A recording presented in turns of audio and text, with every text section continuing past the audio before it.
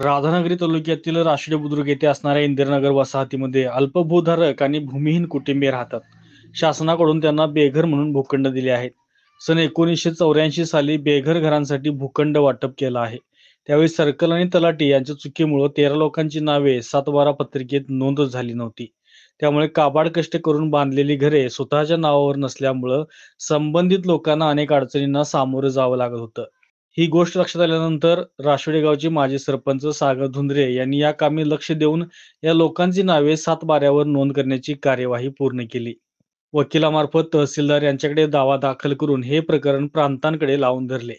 प्रांताधिकारी प्रसाद चौगुले यांनी तहसीलदारांना आदेश देत सर्कल आणि तलाठी यांना या 13 लोकांची नावे 7/12 लावण्यासंदर्भात कार्यवाहीचे आदेश दिले आणि तब्बल 40 वर्षांनी या भूखंडावर सदर लोकांची नावे नोंद केली गेली. सागर धुंद्रे यांनी स्वतः सहभाग घेत या लोकांना आपला निवारा हक्काचा निवारा करून दिला.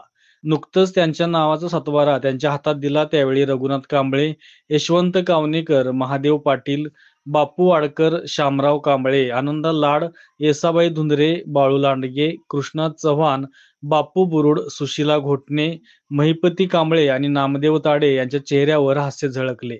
गेल्या अनेक वर्षांचा हा प्रलंबित प्रश्न मार्गी लावण्यासाठी नामदार प्रकाश आंबेडकर, दिवंगत आमदार पी.एन. पाटील, प्रांताधिकारी, तहसीलदार, राशिवडे मंडळाचे सर्कल आणि तलाठी यांचं सहकार्य लाभल्याचं सागर धुंद्रे यांनी सांगितलं. विशेष म्हणजे 1984 नंतर बेघर घर नावा होण्याचा राधानगरी तालुक्यातील हा पहिलाच आणि यशस्वी प्रयत्न असल्याचं त्यांनी नमूद केलं. अशाच नवीन अपडेट्स आणि आपल्या भागातील बातम्यांसाठी या चॅनलला लाईक करा, शेअर करा आणि सबस्क्राईब करा.